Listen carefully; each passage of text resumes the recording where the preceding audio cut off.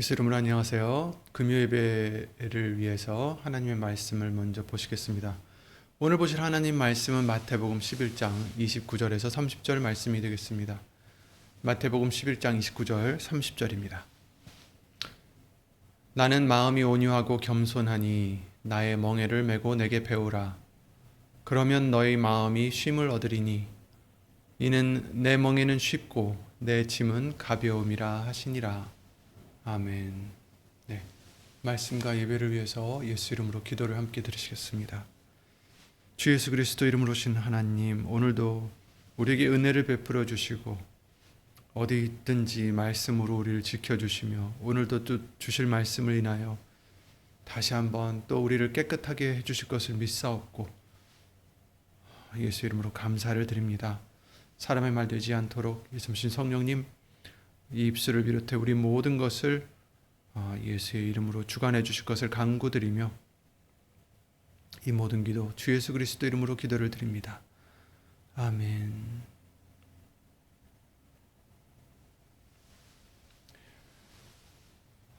네, 예수님께서 나의 멍에를 메고 내게 배우라 라고 말씀해 주시죠. 그래서 수요예배 말씀에서는 멍에에 대해 보게 해 주셨습니다.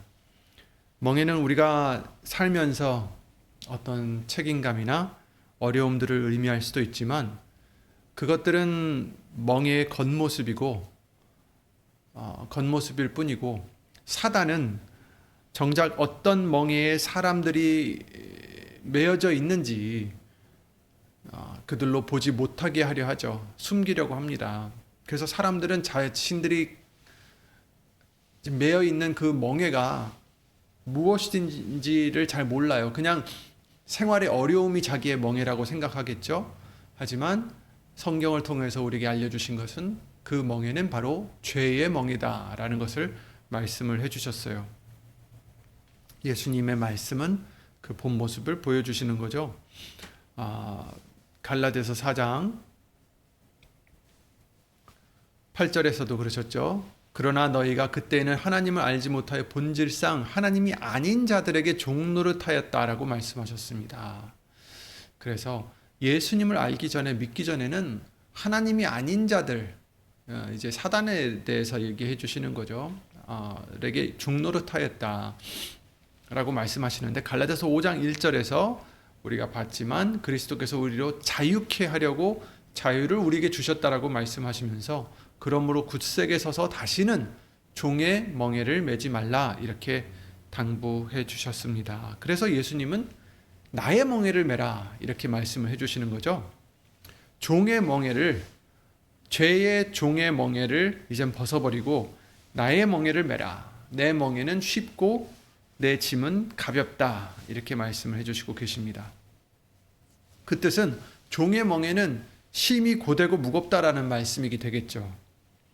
예수님의 멍에를 매면 그리고 예수님께 배우면 우리의 마음이 쉼을 얻는다라고 본문을 통해서도 알려주시고 계십니다. 너희 마음이 쉼을 얻으리니. 아멘. 왜냐하면 예수님의 멍에는 30절에 쉽고 내 짐은 가벼움이기 때문이다 라고 말씀해 주시는 거죠. 그러면 수요 예배 말씀을 통해서 예수님의 멍에를 맨다는 것은 구체적으로 우리에게 어떤 것일까? 우선 예수님의 멍에를 맨다는 것은 주권을 예수님께 드리는 것입니다. 내가 나의 인생, 나의 목표, 나의 모든 결정들 그런 것들에 내가 주인이 되는 게 아니라 예수님이 주인이시라는 거죠. 그것을 인정하는 것입니다. 그리고 자신을 부인하고 날마다 제 십자가를 지고 예수님을 따라가는 것.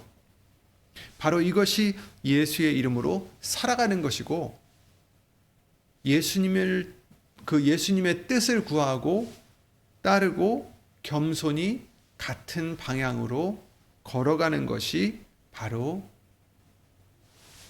예수님의 멍에라는 것을 말씀해 주시고 있어요. 미가서 6장에도 그러셨죠. 사람아 주께서 선한 것이 무엇임을 내게 보이셨나니 여호와께서 내게 구하시는 것이 오직 공의를 행하며 인자를 사랑하며 겸손히 내 하나님과 함께 행하는 것이 아니냐. 아멘. 멍에는 예수님과 겸손한 마음으로 함께 행하는 것입니다. 예수님의 멍에를 매는 것은 예수님과 함께 행하는 것입니다. 그런데 오늘은 멍에를 매는 것으로 끝나는 게 아니라 오늘 본문의 말씀에 내게 배우라 이렇게 말씀하십니다. 예수님께 배운다는 것은 단지 어떤 교훈을 배우는 것으로 끝나는 게 아니라 나를 닮아가라는 뜻이죠. 나는 마음이 온유하고 겸손하니 나의 멍에를 메고 내게 배우라. 나를 닮아가라. 나를 닮아가라. 이런 뜻이 되겠습니다.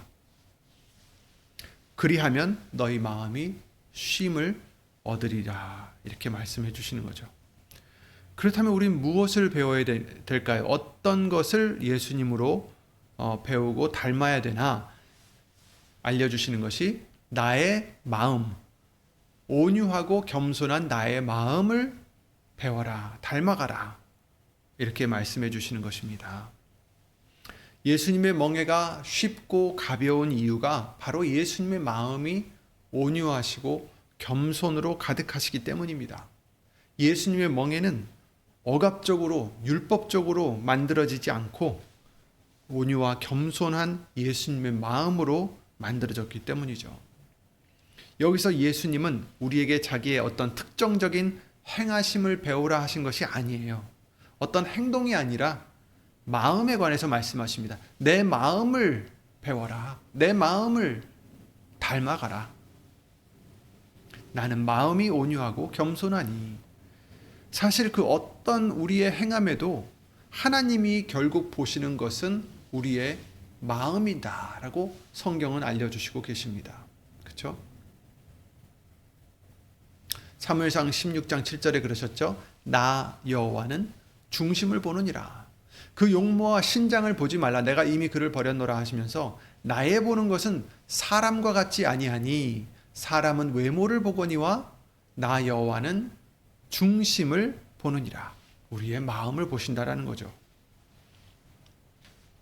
그러니 우리가 예수님의 멍에를 메고 예수님께 배워야 되는 것은 바로 예수님의 마음인 것입니다.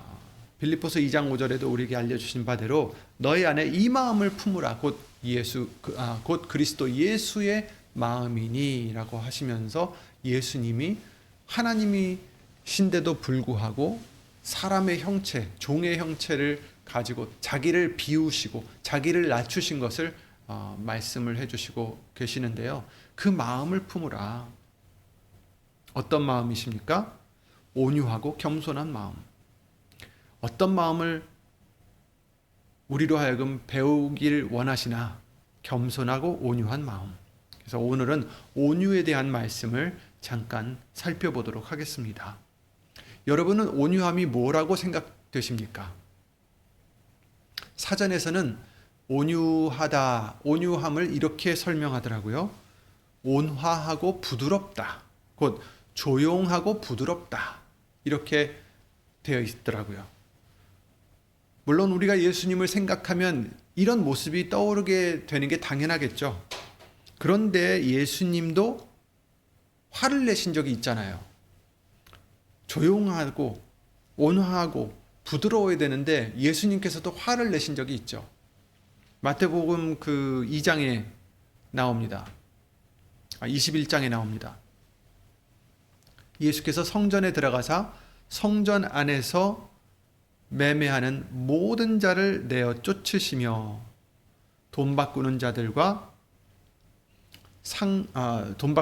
상과 비둘기 파는 자들의 의자를 둘러 엎으시고 이렇게 말씀하셨어요. 예수님이 화가 나셔가지고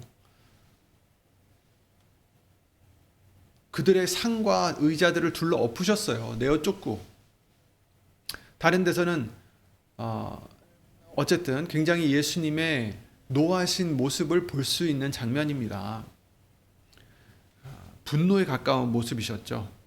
절대로 우리가 보편적으로 생각하는 그런 온유함이 아니죠. 그렇다면 또 모세를 볼까요? 모세는 하나님께서 말씀하시기를 이제 성경을 통해서 말씀해 주시기를 온 지면에서 가장 온유한 자다라고 말씀하셨어요. 민수기 12장이죠. 3절에 이 사람 모세는 온유함이 지면의 모든 사람보다 승하더라. 이렇게 말씀해 주시고 있습니다. 심지어 모든 사람보다 더 그 온유함이 더 심했다. 더 했다라고 말씀하시죠. 그런데 우리가 생각해 보면 모세는 40살 때 이스라엘 사람을 괴롭히는 자기의 동족을 괴롭히는 애굽 사람을 쳐서 죽이기까지 했습니다. 그리고 나중에 이스라엘 사람들이 금으로 송아지를 만들어서 그를 하나님이다, 우리를 구하신 하나님이다라고 섬기고 막 그러고 있을 때 산에서 내려오면서 하나님이 새겨주신, 하나님이 만들어 주신 그 증거판을 2개를 산 아래로 던져서 깨뜨리기까지 했죠. 이것들은 사람이 생각하는 온유한 모습이 아닙니다. 그러나 하나님은 민수기 12장 3절에 모세는 온유함이 지면의 모든 사람보다 승하더라 이렇게 말씀해 주시고 있어요. 그렇다면 하나님이 말씀하시는 온유함은 무엇일까? 우리가 흔히 생각하고 조용하고 부드럽고 이런 게 온유함이 아닐까 생각했는데 사전에도 그렇게 나와 있으니까. 그런데 하나님이 모세를 보고 온유하다 라고 써 있는데 그럼 온유함이 무엇일까? 온유는 히브리어로 아나브라고 하는 단어를 쓰더라고요. 그것은 힘을 가졌는데도 불구하고, 힘이 있는데도 불구하고 분노를, 자기의 있는 그 분노를 다스리는 것을 의미한다라고 합니다. 그러니까 그 분노를 표출해서 자기의 힘으로 상대를 장악하는 게 아니라 그것을 억제할 수 있는 것, 그게 온유함이다, 아나브다라고 이렇게 단어가 있더라고요. 모세의 온유함을 잠깐 보자면 그는 변했던 것을 우리가 알 수 있어요.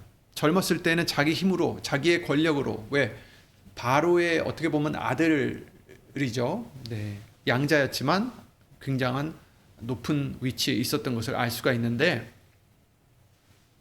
자기의 그런 힘으로 동족을 구하려다가 실패했죠. 그러나 40년 광야 훈련 후에 그가 뭐라고 합니까? 하나님께서 그를 보내시고자 하실 때 나는 본래 말에 능치 못한 자입니다. 이렇게 고백하고 하나님의 능력에 의지하는 자세로 변했습니다. 나중에 백성들로부터 원망을 듣고 여러 번 듣죠. 물이 없다, 먹을 것이 없다, 우리를 여기까지 끌고 와서 우리를 죽이려 하느냐, 한두 번이 아니었어요. 그런 원망들, 그리고 아론과 미리암이, 그의 형과 누님이 나중에 뭐라고 합니까? 아니, 모세만 하나님과 소통하더냐? 우리도 할 수 있다. 왜 제가 저렇게 설치냐? 약간 이런 의미로 원망했을 때 모세는 자신의 어떤 위치나 또 자기가 이제 자기 속에 있는 어떤 분으로, 화로 그들을 대하지 않았습니다. 오히려 하나님께 구하고 맡겼죠. 이것도 온유함이라 볼 수 있습니다. 왜 그러냐면 시편 말씀을 보면 온유함에 대해서 알려주시고 있는데요. 땅을 차지하는 자라는 것을 우리가 주제로 볼 수가 있습니다. 시편 37편 말씀입니다. 여호와 앞에 잠잠하고 참아 기다리라. 이제 이런 자들이 온유한 자라는 것을 이 37편을 통해서 우리에게 알려주시고 계십니다. 여호와 앞에 잠잠하고 참아 기다리라. 자기 길이 형통하며 악한 꾀를 이루는 자를 인하여 불평하여 말지어다. 이렇게 말씀하십니다. 분을 그치고 노를 버리라. 불평하여 말라. 행악에 치우칠 뿐이라. 대저 행악하는 자는 끊어질 것이나, 자, 여기서 여호와를 기대하는 자는 땅을 차지하리로다. 아멘. 잠시 후에 악인이 없어지리니 내가 그곳을 자세히 살필지라도 없으리로다. 이렇게 말씀하십니다. 자, 하나님 앞에 잠잠하고 참아 기다리라 합니다.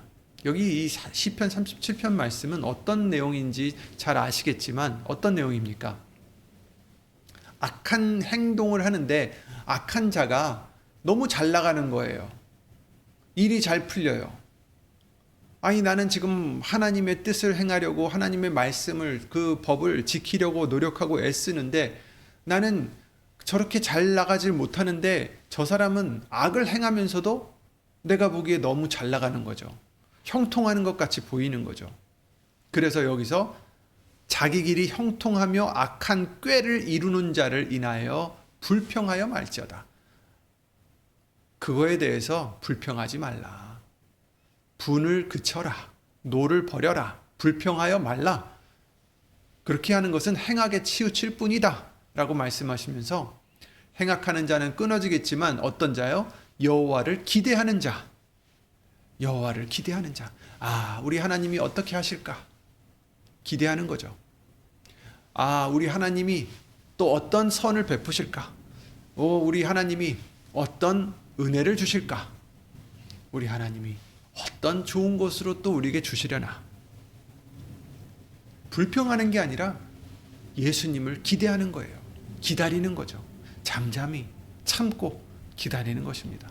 그런 자가 바로 땅을 차지하는 자다라고 말씀하시는데, 요 10절 다음 말씀 11절에 보시면 오직 온유한 자는 땅을 차지하며 풍부한 화평으로 즐기리로다 이렇게 말씀하셨습니다. 그래서 땅을 차지하는 자, 어떤 자가 땅을 차지한다고 말씀하셨습니까? 여호와를 기대하는 자가 땅을 차지한다. 어떤 자가 땅을 차지하느냐? 온유한 자가 땅을 차지한다. 그럼 온유한 자가 어떤 자냐? 여호와를 기대하는 자다라는 거죠. 온유하다라는 것이 성질이 부드러워야 되고 조용해야 되는 게 온유한 자가 아니라 바로 여호와를 기대하는 그 믿음 있는 자가 온유한 자라는 것입니다. 하나님 앞에 잠잠하고 참고 기다리는 자. 뭘 기다립니까? 예수님의 뜻을 기다리는 자. 예수님의 뜻을 기뻐하는 자. 예수님의 뜻을 온전히 믿고 그것을 기다리고 그것을 기뻐하고 내 뜻을 버리는 자. 이게 바로 온유한 자라는 것을 여기서 말씀해 주시고 있는 것입니다. 땅을 차지하며 땅을 차지하리로다 이렇게 해주시면서 바로 여호와를 기대하는 자가 온유한 자다라는 것을 여기서 증거해 주시고 계시는 거죠.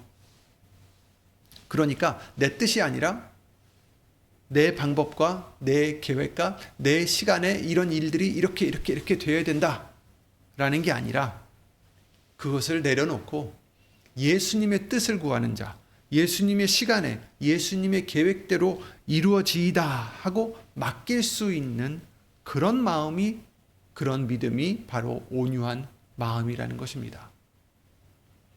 예수님을 우리가 또 잠깐 보면 예수님보다 더 온유한 자가 있겠습니까? 그죠? 오늘 본문에서도 그러셨잖아요. 나는 마음이 온유하다. 온유하고 겸손하니 내 멍에를 메고 내게 배우라. 이렇게 말씀하셨잖아요. 그러니까 우리가 배워야 됩니다. 예수님의 그 마음, 온유하신 마음을 닮아야 가야 합니다. 그렇다면 지금 조금 전에 읽었던 시편 37편에서 읽었던 그 온유라는 단어를 우리가 기억하셔서, 아, 그렇지, 예수님을 기다리는 자, 기대하는 자, 예수님의 뜻을 지금 기대하는 거예요. 아, 또 얼마나 좋은 것을 계획하셨을까, 얼마나 은혜로울까. 그렇죠? 어려운 일들이 있어도 우리가 그 어려운 일들로 불평하는 게 아니라, 원망하는 게 아니라 그 어려운 일들을 봤을 때, 아, 또 어떤 은혜를 우리에게 주시려고, 또 어떤 훈련으로 나를 또 정금과 같이 만드시려고 예수님 믿습니다. 예수님이 그러셨잖아요. 예수님이 온유하신 자잖아요. 그래도 예수님에 대해서 잠깐 보자면 마태복음 26장에 유다가 제사장들이 보낸 큰 무리들과 함께 와서 어떻게 합니까? 예수님을 배신하려 하죠. 그랬을 때 베드로가 칼을 뽑아들고 그들 중에 누구의 귀를 쳐서 내렸어요. 그래서 귀가 떨어지죠.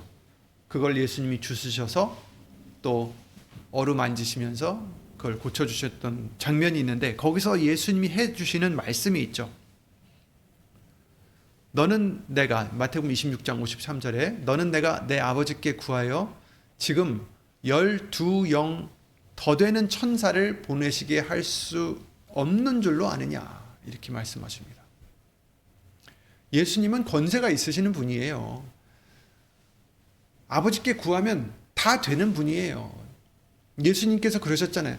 너희의 믿음이 그 겨자씨만한 믿음이 있어도 저 산을 옮기면 옮겨질 것이다. 바다에 던지라고 그러면 던지울 것이다. 그런 말씀하셨잖아요. 하물며 예수님이 뭘 못하시겠어요?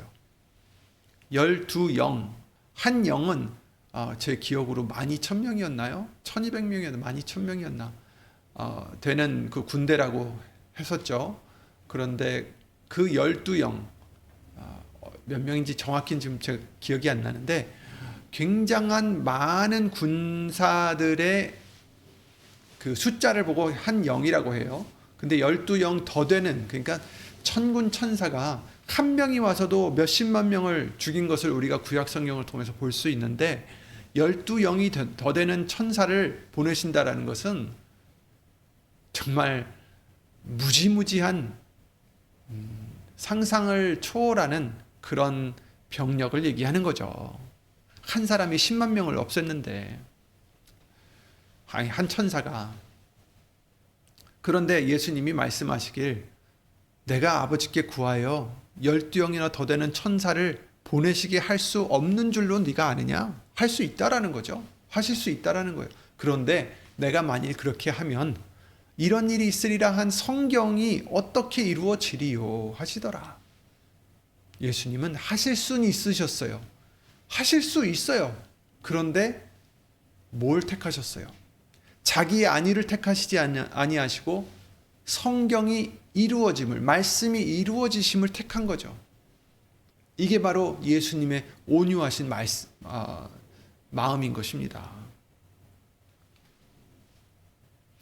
예수님은 당장 하실 수 있고 당장이 하셨어야 할 그런 상황이었지만, 자신의 안위보다는 하나님의 뜻에, 말씀에 우선을 두시고 자제하신 거죠. 화를 내지 않으셔서 온유한 게 아닙니다. 차분한 것이 온유한 게 아니에요. 크나큰 능력이 있다 해도 어떤 뜻을 위해서 자제할 수 있는 그것을 온유라고 하고 있습니다. 아까 히브리어는 아나브라는 단어를 썼다고 했어요. 그런데 그 뜻도 말씀을 드렸지만 신약에서 또 온유라는 단어가 다르겠죠. 왜냐하면 구약은 히브리어를 썼고 신약은 이제 헬라어로 번역을 했었기 때문에. 근데 헬라어로는 어떤 단어를 쓰냐면 프라우스라는 단어라고 합니다. 근데 그 프라우스라는 단어는 길들여진 말, 타고 다니는 말 있잖아요. 길들여진 말이다. 근데 이 말은, 그때 당시에 이 말은 힘의 상징이었어요. 지금도 자동차를 보시면 몇 마력이다 이러잖아요. 100마력, 아니 350마력 막 이런 식으로 하잖아요. 그러니까 말이 가진 힘을 갖다가 얘기하는데, 길들여졌다라는 말은, 길들여진 말이라 하는 것은 그 힘이 있지만 그것을 길들여진 상태를 얘기한다라는 거예요. 그게 바로 온유라는 거죠. 예수님의 기도는, 겟셋마네의 기도는 온유함의 초절정이었던 것을 우리가 볼 수가 있습니다. 예수님께서 말씀하시길 26장, 마태복음 26장 39절에 그러셨죠. 조금 나아가 얼굴을 땅에 대시고 엎드려 기도하여 가라사대 내 아버지여, 만일 할만하시거든 이 잔을 내게서 지나가게 하옵소서. 그러나 나의 원대로 마옵시고 아버지의 원대로 하옵소서. 우리가 너무 잘 아는 말씀입니다. 예수님은 육신으로 오셨기 때문에 하나님이시지만 육신을 입고 계시기 때문에 그의 고통과 그의 괴로움은 너무 심각했던 것을 여기서도 볼 수가 있어요. 예수님이 그러셨죠. 나는 내 마음이 심히 고민하여 죽게 되었다라고 38절에는 말씀을 해주시고 계십니다. 그러나 예수님은 끝까지 나의 원대로 마옵시고 아버지의 원대로 하옵소서 이렇게 기도를 하십니다. 인간으로서 그가 당연하게 갈구할 수 있는 그런 뜻을 버리고 나의 뜻을 버리시고 나의 원대로 마옵시고 아버지의 원대로 하옵소서 하나님의 뜻을 선택하셨던 이 마음이 바로 온유한 마음인 것입니다. 힘이 있지만 안 쓰시는 것, 12영이나 더 되는 천사를 거느리실 수 있지만 안 쓰신 것, 말씀을 이루시기 위하여, 그게 온유함이라는 거죠.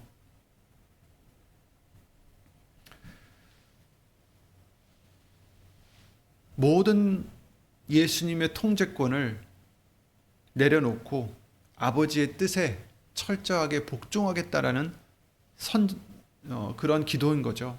하나님의 뜻을 전적으로 의지하겠다라는 예수님의 온유하신 마음인 것입니다. 그래서 우리도 아까 시편 37편 말씀과 같이 여호와를 기대하는 자, 예수님을 기다리는 자, 기대하는 자, 이게 바로 온유한 마음이라는 것입니다. 나의 뜻대로 하는 게 아니라 예수님의 뜻을, 예수님의 원을 기다리는 자, 기대하는 자, 이게 바로 온유한 마음이다라는 것을 성경은 우리에게 가르쳐 주시고 있는 것입니다. 예수님은 십자가에 달리시지 않으실 수 있으셨어요.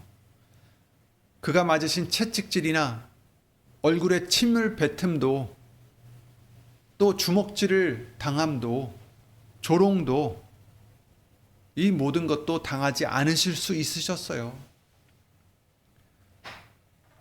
그리고 사람들이 조롱하죠. 저가 남은 구원하였으되 자기는 구원할 수 없도다.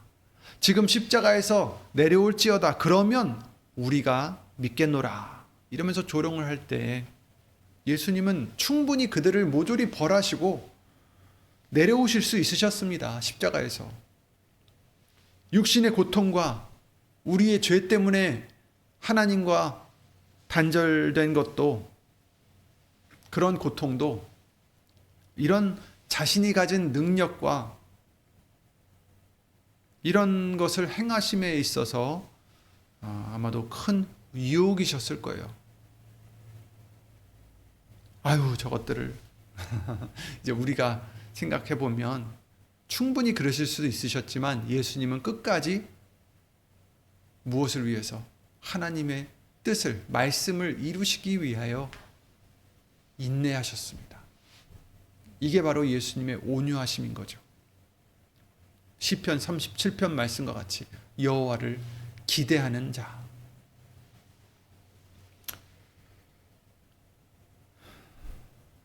예수님은 끝까지 인내하셨습니다. 견디셨고 다 이루셨습니다. 말씀을 이루셨습니다. 육신의 유혹들을 이기시고 능력이 있으심에도 불구하고 예수님은 말씀을 이루심에 자신을 희생하셨습니다. 이게 바로 예수님의 온유한 마음이십니다. 이것이 우리가 품어야 될 온유한 마음입니다. 예수님의 마음입니다. 우리는 우리 마음이 예수님의 온유하신 마음을 닮아가야 되겠습니다. 그래야 멍에를 같이 메었다 할 수 있겠죠?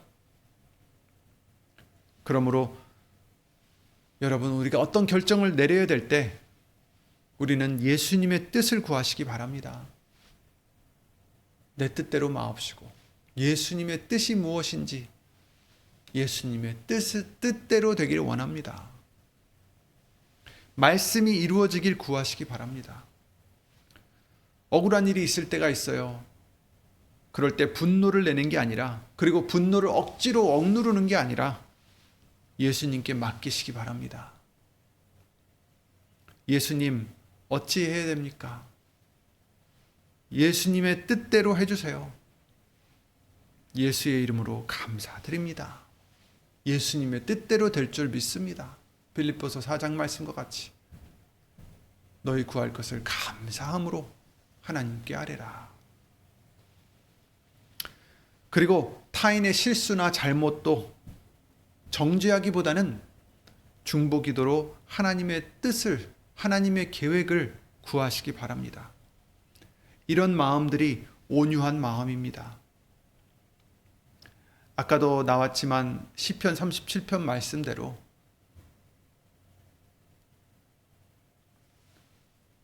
악한 사람들의 행위, 또 나에게 잘못한 사람들 것들, 아니면 또 육신의 모든 여러 가지 우리가 결정해야 될 것이 있을 때에도 그것들을 인하여 원망하거나 불평하거나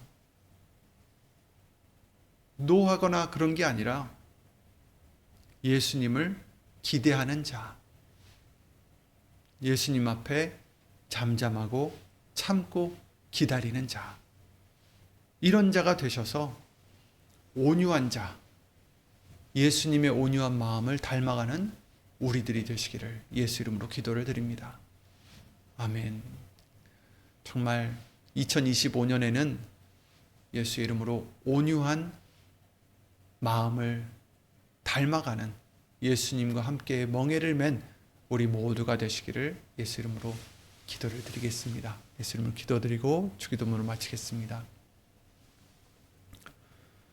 예수의 이름으로 신 전지전능하신 하나님, 주 예수 그리스도 이름으로 감사를 드립니다.